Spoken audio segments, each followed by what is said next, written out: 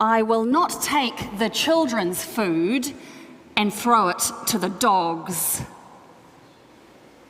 Why does the Gospel writer Matthew include this story about Jesus and the Canaanite woman in his Gospel? It shows Jesus and the disciples in quite a bad light.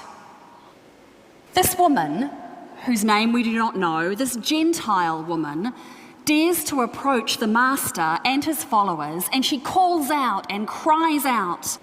She sounds to them like the demon who is said to torment her daughter.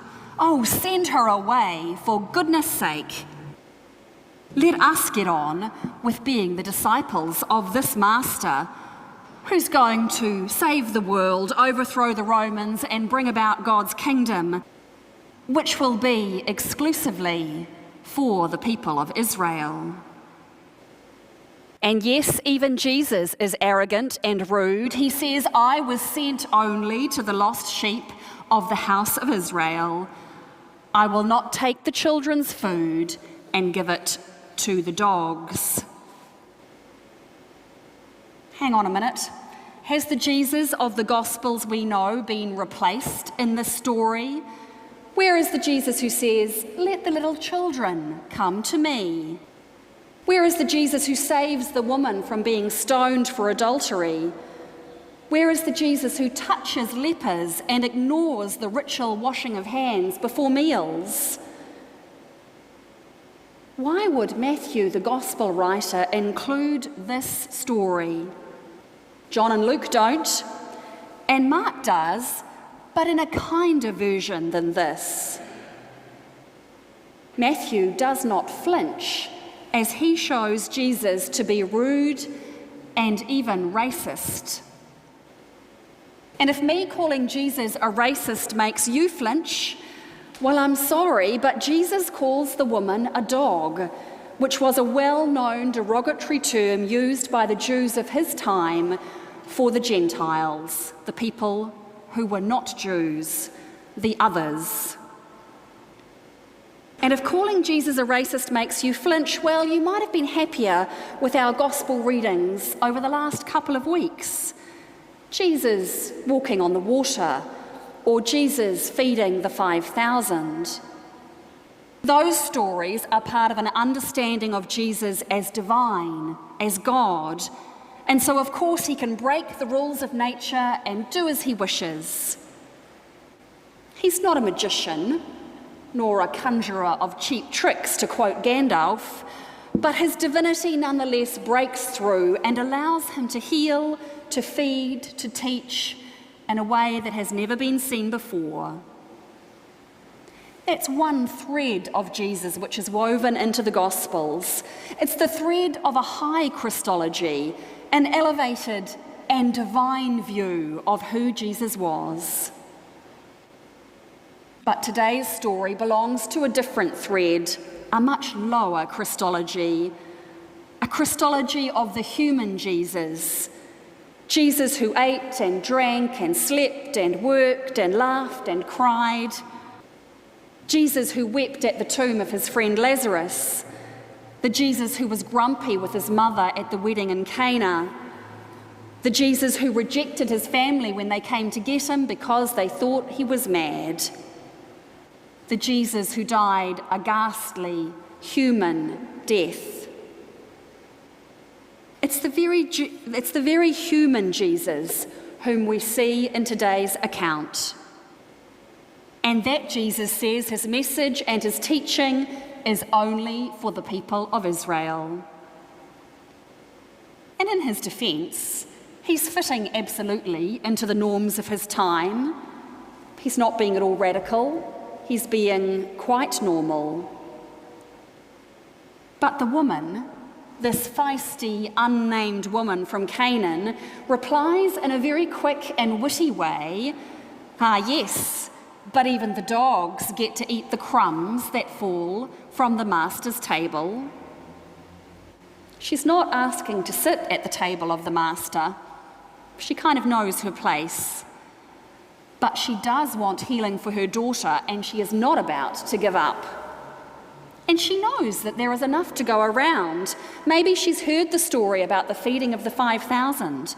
There were 12 baskets of crumbs left over then. Cannot Jesus share a few crumbs, take a moment out of his precious busy schedule to attend to the needs of her daughter? Well, Jesus has met his match. His mind is changed, and he commends her faith, and the girl is healed. I heard a lecture many years ago from Professor Phyllis Tribble, an eminent scholar from the United States, who spoke about this passage, and she said, by a deft retort, a Gentile woman healed a Jewish man of ethnic chauvinism and thereby liberated him to heal her daughter. A Gentile woman healed a Jewish man of ethnic chauvinism and thereby liberated him to heal her daughter. The woman is the one who shows Jesus the error of his ways. The human, ordinary Jesus is rebuked and corrected. Had he forgotten the words of the prophet Isaiah, I will bring the foreigners to my holy mountain and make them joyful in my house of prayer, for my house shall be called a house of prayer for all peoples. The foreigner herself sees that these words of the prophet are fulfilled. In modern-day Canaan, in modern-day Israel, the words of the prophet have again been forgotten. The Canaanites, the Palestinians, are again excluded, and worse than excluded, they are imprisoned by violence and poverty and lack of hope. Matthew includes his story of the Canaanite woman in the Gospel because in the life of the early church in Canaan and Israel, one of the most important questions they had to deal with was the question of membership. Who was going to be in and who was going to be out? Could Gentiles become Christians? And what would be the rules for joining? Did they have to follow the Jewish food rules? Did they have to be circumcised? There is precedence in Isaiah and the other prophets for all to be included, but there is plenty of precedence for exclusivity as well. The descendants of Moses had invaded the land of Canaan with little regard for the inhabitants. They slaughtered most of them. Later on, Jezebel, who was a Gentile Phoenician queen and great opponent of the prophet Elijah, she promotes her Gentile religion and ends up being killed, and her body is left to be eaten by the dogs. Matthew includes this account of the Canaanite woman in his gospel to shock his readers into realizing that even Jesus and the disciples were once upon a time in the mold of excluding the other, but that they are no more. From now on, Gentiles are in, all are in. The world has changed, for the kingdom of God, the way of God, is now upon them. Stanley Hauerwas says, to be a Christian does not mean that we are to change the world, but rather that we must live as witnesses to the world that God has already changed. To be a Christian does not mean that we are to change the world, but rather that we must live as witnesses to the world that God has already changed. Jesus became such a witness to the world that God had already changed by healing the daughter of the Canaanite. The disciples became witnesses to the world that God had already changed by allowing her to become one of them, a follower of the Master. So how do we become witnesses to the world that God has already changed? How do we live the reality of God's way post-resurrection? Because we watch in horror as our world continues to divide on the basis of ethnic division and we see the exclusion of the poor and the marginalised from the tables of the world. Israel and Palestine, Sudan, Iraq, the list is so long.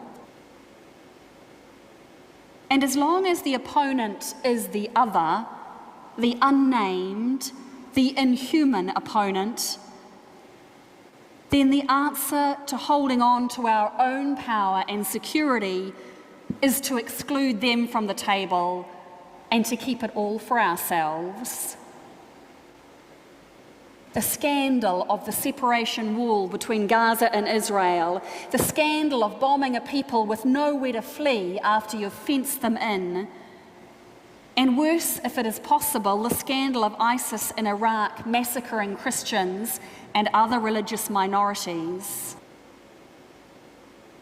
ISIS fighters have marked the homes of Christians in northern Iraq with the Arabic letter N for Nazarene, N for Christian.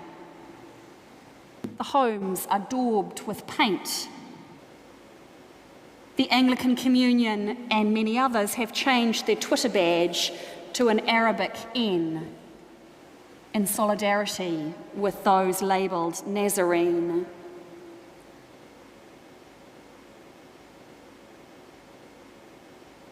And here at home, in our own country, we are watching our election campaign degenerate into intrigue, slander, insult, and racism.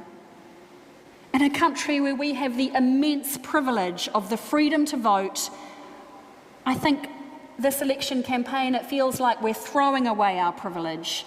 We do not deserve it. We insult those around the world who cannot vote by devaluing our politicians and encouraging them when they devalue each other.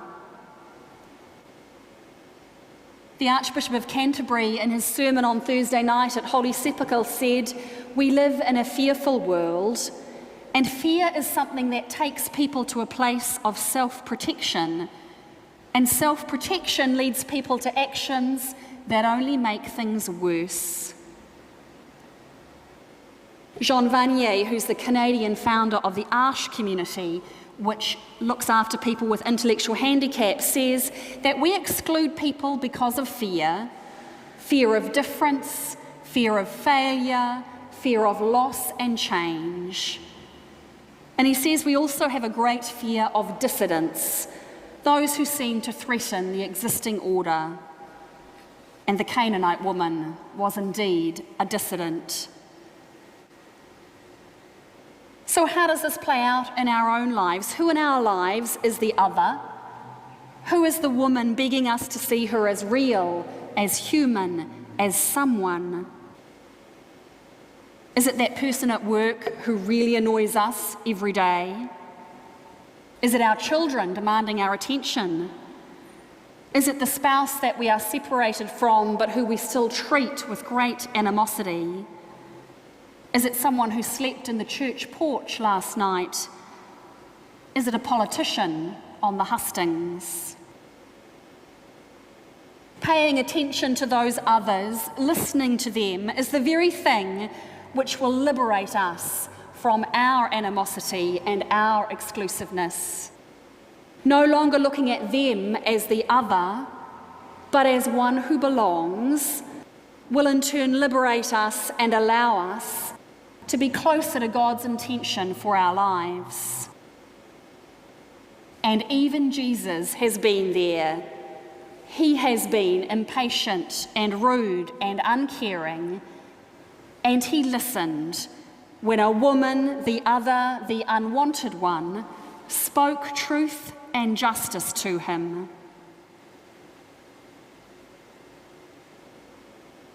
Matthew brings us this story today so that we might listen to the other. Matthew brings us this story that we might bear witness to the world, that we can see that God has already changed. Matthew brings us this story so that we might too bear witness to the changing of our hearts and our lives. Matthew brings us the story so that we might be transformed and invite the other to the table.